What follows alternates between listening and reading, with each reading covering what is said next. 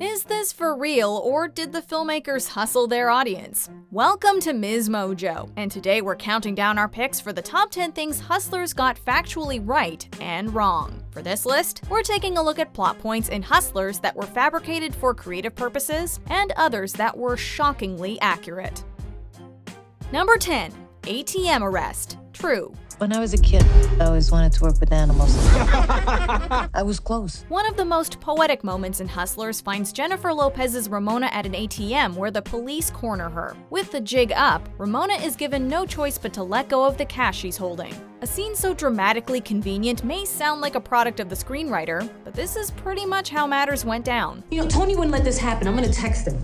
Who gave her phone back? Samantha Barbash, who inspired the character of Ramona, was indeed arrested in front of her neighborhood's ATM on June 9, 2014. The cops proceeded to pick up Karina Pascucci, Marcy Rosen, and Rosalind Keough, who are renamed Annabelle, Mercedes, and Destiny respectively.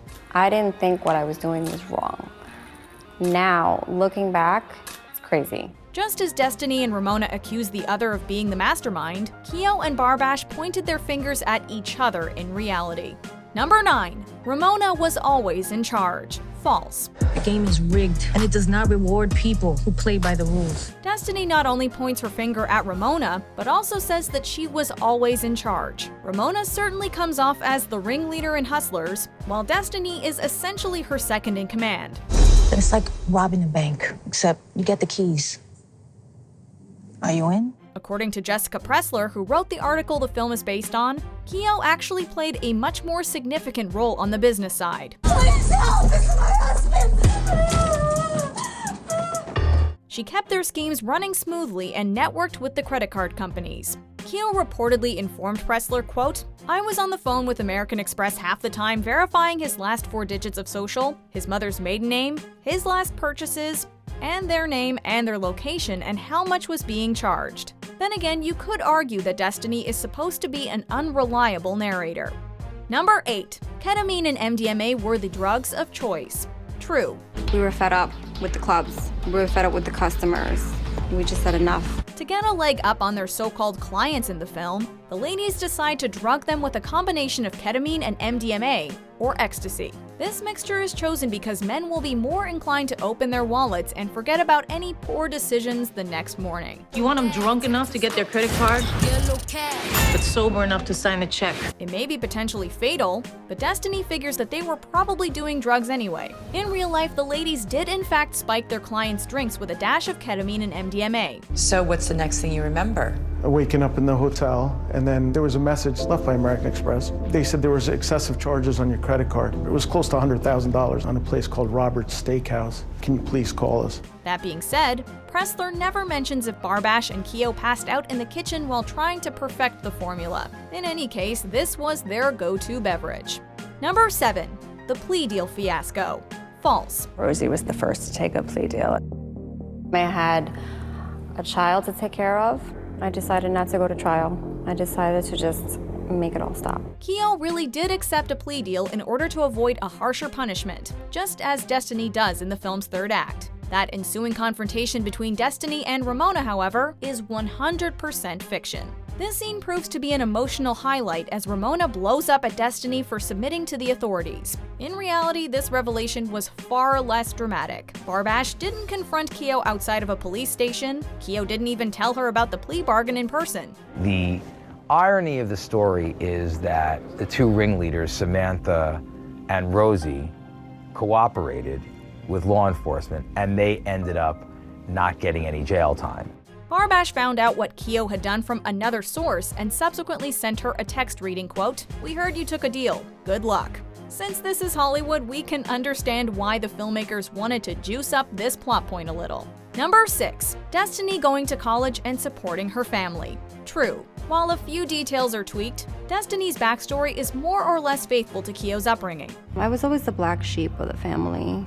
Along with her brother, Keo was abandoned by her parents at a young age and raised by her grandparents. While the brother doesn't play a significant role in the movie, Destiny is nonetheless accurately portrayed as a dedicated granddaughter doing her best to support an aging grandma. I don't want to be dependent on anybody. I just want to be able to take care of my grandma, maybe go shopping every once in a while. Keo was attending Berkeley College and working as a waitress before a Lace Gentlemen's Club manager convinced her to enter the stripping business. The managers from that club would come in, and Rosie was their waitress. And they were like, oh, you're hot, you should be working there. Like Destiny, Keo also gave up stripping for a while to raise her daughter, who she had with an unreliable boyfriend. Keo ultimately returned to the exotic dance world to provide for her daughter, just as Destiny does. I always wanted to be in New York City dancing. You know there's a lot of money out there. Number 5. The man who thought he could fly. False. Please help! This is my husband! One of the film's funniest sequences centers on a client who tries jumping from the roof to the pool. He misses and hits the pavement instead, requiring Destiny, Mercedes, and Annabelle to rush him to the hospital. Is he dead? To be fair, this scene isn't without a kernel of truth. Pressler wrote in the article, quote, "One hedge fund manager had gotten so wasted he'd bumped his head in his pool and suffered a concussion." However, the article makes no mention of an emergency trip to the hospital, a close call with a police car, or Keo picking up her daughter in a blood-soaked top afterwards. Even though there was a pool accident, it's safe to say that most of this sequence is wildly exaggerated. Number 4. Outsourcing. True. These Wall Street guys. You see what they did to this country? They stole from everybody. While the film's 4 central hustlers are willing to seduce and drug their clients, having intercourse for money is where they draw the line. Since some of their clients are expecting to go all the way though, the ladies seek out hookers to participate in their scam. And when would you say that things got out of control? Outsourcing really was part of their business model, with websites like Backpage and Craigslist providing a gateway into the world of prostitution. We did call girls from Backpage and Craigslist. I guess it's a form of outsourcing. Akin to Heidi Fleiss, Keo would give prostitutes the pretty woman treatment if they required a makeover. Since no alcohol or drugs were to be consumed while working, Keo also taught them how to fake it. As Destiny finds in the film, however, not all of her girls can be so easily trained. Number 3. Usher. False. Lopez isn't the only singing sensation in Hustlers. Before the stripping business takes a financial nosedive, R&B sensation Usher drops by the club, leaving everyone completely starstruck. And yes, Usher does play himself in the movie. But are there any facts backing up his surprise appearance? Pressler's article does mention that New York City clubs such as Scores did attract celebrities and athletes, although she doesn't name any names. In a 2008 article, former Scores stripper Ruth Fowler mentioned that, quote, "all the girls lined up in one long row to dance for Usher." With that in mind, we can see where Usher's cameo might have stemmed from, but there seems to be no indication that any of the film's central figures encountered him. Number 2. Destiny and Ramona equals Kobe and Shaq. True. How come you're so good? Arguably the movie's most quotable moment finds Destiny and Ramona debating who's Kobe Bryant and who's Shaquille O'Neal in their partnership. It turns out that this exchange was inspired by Keo and Barbash's real-life dynamic. Quote, "We were like Kobe and Shaq," Keo stated in Pressler's article. "That's what I always said to Samantha.